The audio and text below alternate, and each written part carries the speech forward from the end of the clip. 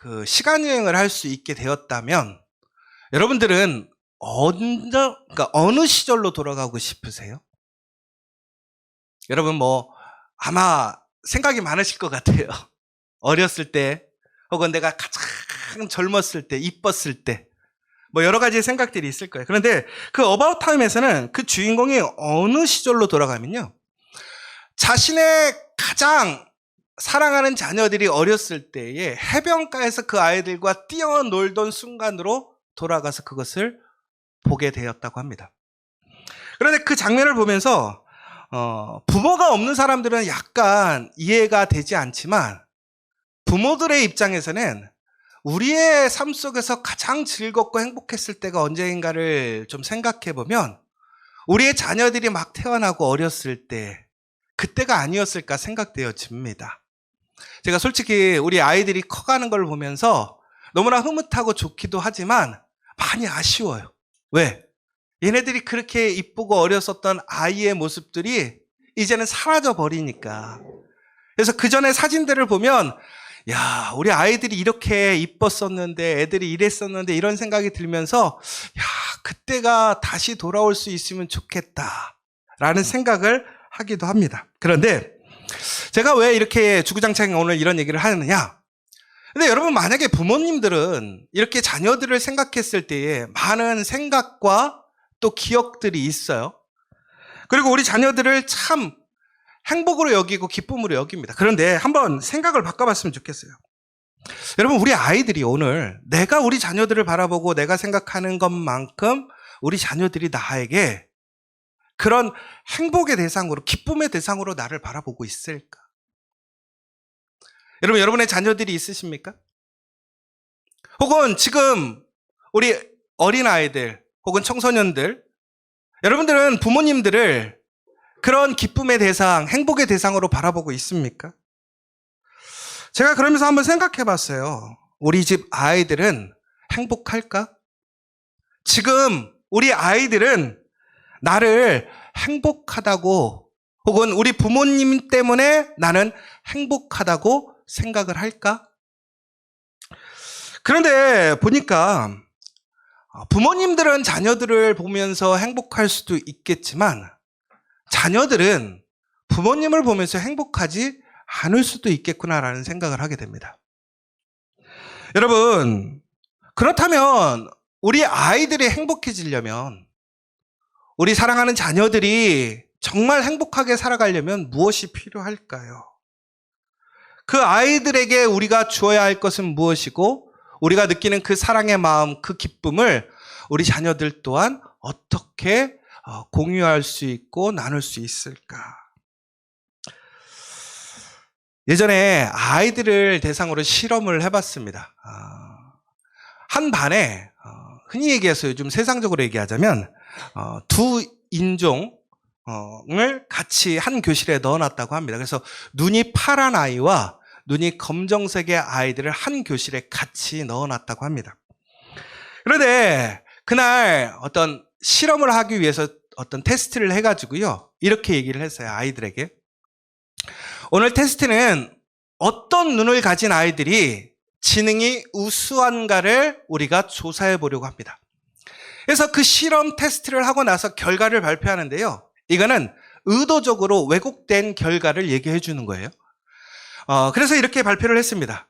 조사해 보니까 파란 눈을 가진 아이들이 검은색의 눈을 가진 아이들보다 우세한 지능을 가지고 있습니다. 그리고 나서 중간고사 기간이 되었습니다. 성적이 어떻게 나왔을까요?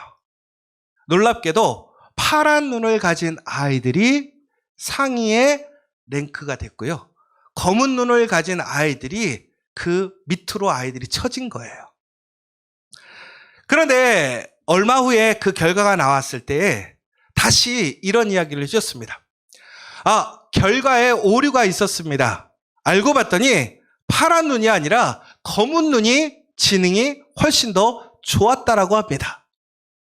그러자 갑자기 그 반의 분위기가 어떻게 되냐면 검은 아이들이 막 소리를 질렀대요. 와 하고 자기들이 똑똑하다고. 근데 놀라운 것은 이제 기말고사가 되었을 때에 기말고사 시간에 이제 시험을 보게 됐는데 이번에는 성적이 어떻게 나왔을까요? 반대로 나오게 된 거예요. 검은 아이들, 눈동자를 가진 아이들이 상위의 링크가 되고 파란 눈동자를 가진 아이들이 오히려 검은 눈동자 아이들보다 성적이 못 나오게 된 거죠. 여러분, 이게 무엇을 얘기하는 거냐면 아이들은요, 어떤 것에 대해서 믿음을 갖기 시작하면 그것을 확신하는 경향이 있더라는 거예요.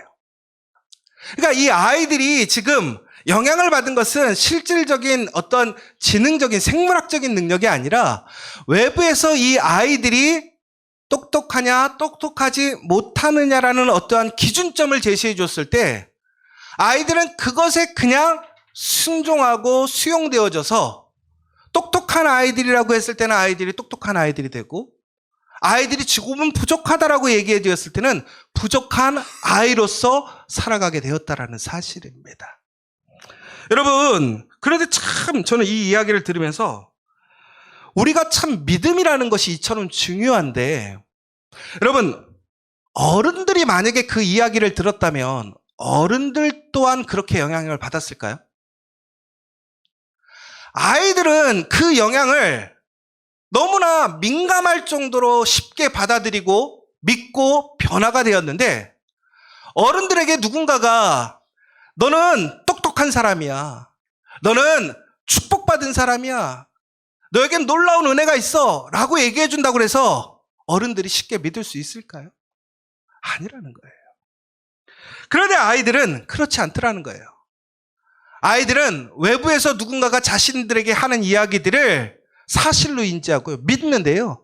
그 믿음이 우리가 진정으로 믿어야 될 기준의 본이 되어주고 있다는 것이죠. 여러분, 오늘 본문의 말씀을 같이 한번 읽어보도록 하겠습니다. 누가복음 18장 16절의 말씀입니다. 우리 같이 한번 읽어볼까요? 같이 한번 주보의 내용이 있는데 같이 읽어보도록 하겠습니다. 시작. 예수께서 그 어린 아이들을 불러 가까이 하시고 이르시되 어린 아이들이 내게 오는 것을 용납하고 금하지 말라. 하나님의 나라가 이런 자의 것이니라. 아멘. 예수님이 무엇이라고 얘기하셨냐면 오늘 예수님이 아이들을 환대하는 거예요. 축복하는 거예요. 예수님께 오는 아이들을 막지 말라고 이야기하고 있습니다. 왜냐하면 하나님의 나라가 바로 어린 아이와 같은 사람들의 것이기 때문에 그렇다라는 것이지요. 다시 얘기하자면 하늘나라에 갈 수 있는 자격, 조건을 따진다면 어린아이와 같아져야 한다라는 겁니다. 그럼 어린아이와 같아진다라는 것은 무엇이냐? 우리가 단순히 생물학적으로 나이가 어려야지만 천국에 갈 수 있다는 얘기가 아니라는 것이지요. 바로 어린아이와 같이 순수하게 믿음을 가진 자라야 그 사람이 천국에 갈 수 있다는 사실입니다. 여러분, 혹시 신사참배 운동에 대해서 아십니까?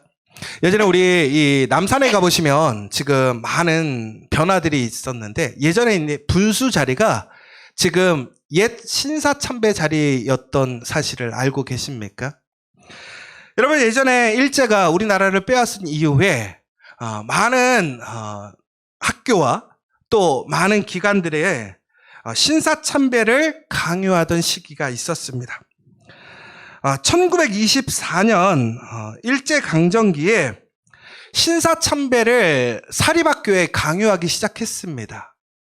그런데 이 신사참배 거부 운동이 우리가 알고 있기로는 1930년대 후반에서 1945년도에 우리나라에 전체적으로 교회에서 일어났던 큰 운동이었습니다. 그런데 이것이 실질적으로는 1930년대 후반이 아니라 1924년도에 사립학교들을 대상으로 먼저 시작이 되었다는 것입니다. 그런데 신사참배 거부 운동이 실질적으로 일어난 것은 언제였냐면 1930년대 후반이었다는 것이죠. 그러면 왜 이 운동에 이 사이에 텀이 생기는가 하냐면요. 바로 이때 1924년에 신사참배를 강요하던 강경교회에 역사적인 사건이 있었기 때문에 그렇습니다. 지금 충청도 이남에 저희가 강경교회라는 곳이 있습니다. 성결교회입니다. 그런데 1924년 10월 11일 날 강경교회 김복희 여교사와 57명의 주일학교 학생들이 학교 당국의 방침에 거부하는 사건이 일어나게 되었습니다. 학교에서 신사참배할 것을 강요했는데요. 바로 이 주일학교 교사 출신이었던 여교사 김복희 씨와 더 나아가서 57명의 강경 성결교회 주일학교 학생들이 신사참배를 거부하게 이르게 된 것이죠.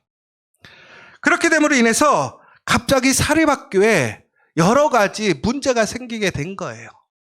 그래서 나라에서는, 특별히 학교에서는 이 아이들이 신사참배를 할 수 있도록 강요하고 협박했지만 이 아이들은, 또 이 선생님들은 자신들의 믿음과 신앙을 지키기 위해 끝까지 그것을 거부하였고, 또한 그 선생님은 결국에는 학교에서 쫓겨나게 되었고 아이들이 퇴학을 당하는 사건이 발생하게 됩니다. 그런데 바로 이것이 그 지역에 갑자기 문제가 되고 갑자기 소동이 되어서 일제가 1924년 신사참배 운동을 진행하려다가 그것이 10년 동안 딜레이되는 사건으로 기록되어 있습니다. 그러니까 저희가 알고 있는 큰 교회에서 혹은 목사님들이 신사참배를 거부하다 순교하셨던 그 일들 바로 전에, 바로 1924년 10월에 아주 어린 학생들이 그 신사참배를 그 믿음으로 거부하는 사건 때문에 이 신사참배라는 그 사회적 운동이 10여 년 시간 동안 딜레이 되게 되었다는 사실입니다. 여러분, 이것은 근데 되게 놀라운 사건이에요. 어린아이들이 일제의 정책을 10년 동안 딜레이 시켰다는 거예요. 무엇 때문에? 그 아이들의 믿음 때문에. 여러분, 우리는 아이들을 어떠한 모습으로 바라보고 있습니까? 우리는 아이들을 조금은 부족하고 어리석고 아직도 자기의 주관이 없고 판단이 없고 또한 여러 가지로 부족한 아이들로 우리는 바라보고 있지 않습니까? 여러분, 지금 우리 교회 아이들이 많이 있습니다. 어린이 교회에서부터 시작해서 우리 청소년들 많이 있습니다. 여러분들은 지금 우리 아이들을 어떠한 모습으로 보고 있으십니까? 여러분, 가정에 있는 우리의 자녀들을 여러분들은 어떠한 아이들로 보고 있습니까? 단순히 속 없고 게임 좋아하고 혹은 그냥 나태하고 나약한 그러한 존재, 나중에 무엇이 될지 모르는 그런 어리숙한 존재로 바라보고 있습니까? 그런데 여러분, 기억하시기 바랍니다. 우리의 자녀들은 바로 예수님께서 가장 환대하고 기대하고 축복하는 자녀라는 사실입니다. 거기에는 무엇이 전제되고 있는 거냐면요, 바로 하나님께서 그 자녀들을, 우리의 아이들을 하나님을 향한 놀라운 계획 가운데 세우셨고 그들이 그 축복 안에 세워져 있다는 사실입니다. 그런데 우리는 그 사실을 무시하고 이해하지 못합니다. 믿지 못합니다. 여러분, 제가 예전에 자주 했던 얘기가 하나 있어요. 제가 처음에 우리 교회가 작았을 때, 지금도 그렇게 큰 교회는 아니지만 저희가 우리 교회 안에서 여러 사람들이 들어오기도 하고 나가기도 했습니다. 그런데 저희가 우리 교회에 도움이 될 수 있는 사람들도 있고요, 도움이 되지 않는 사람들도 있습니다. 여러분, 만약에 진심으로 우리 교회에 오신 분이 추후에 정말 사회적으로 혹은 경제적으로 매우 큰 성공을 거둘 수 있는 사람이라고 한다면 여러분들 그 사람을 헛되이 대하시겠습니까? 아마 그 사람을 놓치지 않기 위해 모든 교인들이 혹은 우리가 그 사람과 좋은 관계를 맺기 위해 힘쓰려고 할 겁니다. 그런데 우리는 그 사실을 알지 못해요. 그래서 제가 예전에도 말씀드렸잖아요. 유명하게 잘 되는 사람들이 왔다가도 그 사람이 그렇게 될 줄 모르고 그 현재의 모습을 통해서 아유, 저 사람이 그냥 자기 앞가림이나 하겠어? 라고 생각했다가 그 사람을 놓쳐서 야, 저 사람을 그때 잡았어야 되는데 이렇게 후회할 때가 있었다라고 얘기했잖아요. 여러분, 그런데 오늘 우리가 보시면요, 우리의 자녀들이 있어요. 우리 교회에 아주 어린 시연이부터 우리 보면 지금 중고등학생들까지 이 자리에 우리 아이들이 있어요. 여러분, 우리 자녀들을 여러분들은 어떻게 바라보고 계십니까? 여러분, 우리 은율이가 있어요.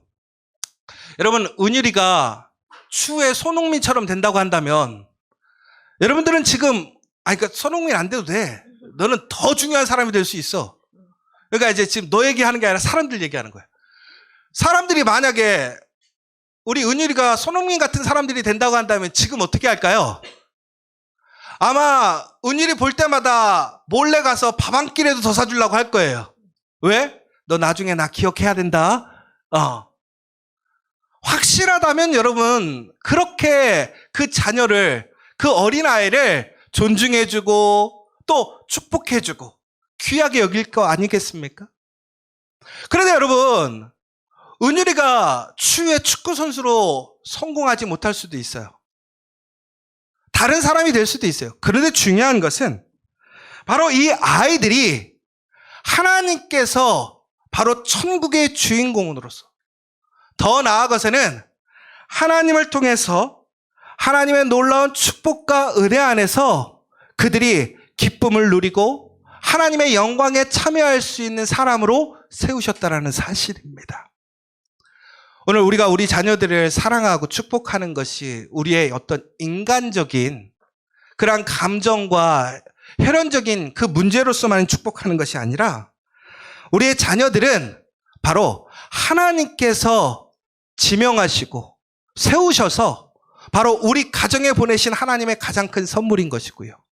더 나아가서는 우리 지저스 처치의 가장 큰 축복으로 세워진 자녀들이라는 사실입니다. 오늘 우리는 그 사실을 기억하고 오늘 어린이 주일을 통해서 우리는 이 아이들이 바로 그 예수 그리스도의 환대의 대상이고 환대의 목적이라는 사실을 기억하며 우리는 우리의 자녀들을 더욱더 축복하고 기대하고 지지하고 그들을 세워가야 될 줄 믿습니다. 그러면 우리가 해야 될 것은 뭐냐? 바로 이 아이들이 그러한 환대와 그 기대와 그 믿음을 가질 수 있도록 우리가 해줘야 한다는 거예요. 여러분, 우리가 지금 교회가 넓지 못해서 우리의 자녀들이 함께 예배드리고 하는 공간에 있어서 부족합니다. 혹은 우리 자녀들이 함께 예배드릴 때 우리가 여러 가지로 불편하고 어려운 점들이 생길 수도 있어요. 그럼에도 불구하고 우리가 그 자녀들을 환대하고 축복해야 되는 이유는 바로 그 자녀들이 하나님의 놀라운 계획 안에서 구원을 경험하게 될 것이고 그 구원을 통해서 기쁨을 누리게 될 것이고 더 나아가서는 바로 그 아이들을 통해서 다른 사람들이 살아나는 역사, 놀라운 그 회복의 역사를 일으킬 그 존귀한 아이들이 될 것이기 때문에 그렇습니다. 저는 우리 아이들이 이런 얘기를 했으면 좋겠어요. 요즘에 아이들이 이렇게 얘기한다고 그래요. 죽고 싶다. 죽고 싶다. 그래서 저는 우리 희원이가 이렇게 얘기했으면 좋겠어요. 야, 참 살맛 난다. 은율아, 살맛 나냐? 입을 못 열어요.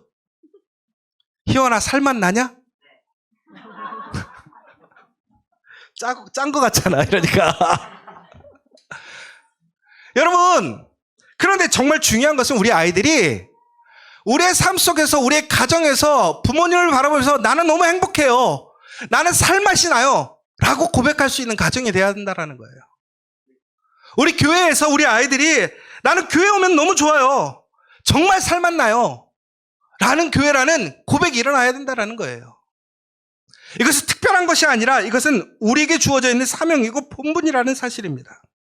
그러면 우리는 어떻게 해야 됩니까? 우리 아이들을 제한하거나 낙인 찍는 것이 아니라 오히려 우리 아이들이 모든 육체 가운데 하나님을 구원의 대상으로서 삼으신 것처럼 우리 자녀들이 오늘 그 하나님의 놀라운 은혜 안에 있는 자녀들로서 그들이 이해하고 또한 믿을 수 있도록 우리는 그 자녀들을 이끌어 가야 하고 그 자녀들에게 알려줘야 한다는 사실이에요. 여러분, 우리 지저스 처치에서 우리 자녀들을 위해서 부단히 애쓰는 부분이 있어요. 여러분, 왜 우리 교회가 그렇게 크지도 않은데도 불구하고 왜 각 부서마다 사역자를 세우는지 아십니까? 왜 지저스 잉글리시 센터를 하는 줄 아십니까? 왜 오케스트라를 제가 하려고 하는지 아십니까? 여러분, 우리 공동체는 함께 키우는 가족이에요. 우리 자녀는 혼자, 우리 가정에서 혼자 키우는 것이 아니라 우리 공동체 안에서, 믿음 안에서 우리 교회가 함께 키우는 자녀라는 거예요. 오늘 이렇게 새 식구들이 되었어요. 전민규 성도님이 오늘 우리 가족이 되었어요. 그렇다면 오늘 전민규 성도님의 가정에 있는 자녀들은 전민규 성도님의 자녀들이 아니라 우리의 자녀라는 사실입니다. 더 나아가서는 우리의 그 자녀들이 되었다고 하는 것은 오늘 우리가 누릴 수 있고 우리가 볼 수 있고 우리가 꿈꿀 수 있는 것을 단순히 한 사람이나 한 가정의 특별한 가정만이 누리는 것이 아니라 우리가 함께 그것을 꿈꾸고 누리고 소망할 수 있는 공동체가 되어야 한다는 사실입니다. 바로 그것이 하나님께서 우리 교회를 세우신 목적이고 우리 가정을 세운 목적이라는 사실이에요. 그러기 위해서 우리는 어떻게 해야 됩니까? 바로 그러한 아이들이 환대의 대상이라는 것. 하나님께서 그 아이들을 향한 계획과 하나님의 그 지원이 준비되어 있음을 여러분 아이들이 알게 해야 한다는 거예요. 여러분 우리 가정으로 봤을 때는 우리의 자녀들을 키우기에는 부족한 것이 있어요. 사실이에요. 물질적으로 부족함이 있을 수도 있고요. 혹은 내가 잘 알지 못해서 그 아이들을 인도해 주는 것이 부족할 수도 있어요. 그러나 우리는 우리 공동체 안에서 함께 키우고 우리 공동체 안에서 그 아이들의 꿈을 함께 나누어 준다면 우리의 자녀들은 우리 공동체를 통해서 그 놀라운 하나님의 환대와 예수님의 놀라운 계획을 깨닫게 될 것이고 그 은혜를 누리게 될 줄 믿습니다. 여러분 그러기 위해서는 나 혼자 우리의 가정의 자녀들이 아니라 우리의 자녀들을 우리 지저스 처치의 공동체의 자녀들을 향해서 우리는 함께 그 자녀들을 세우고 함께 섬겨야 될 줄 믿습니다. 저희 지저스 처치는 바로 그러한 다음 세대들을 위해 꿈을 키우고 또한 헌신하고 섬길 수 있는 교회가 되기를 간절히 소망합니다.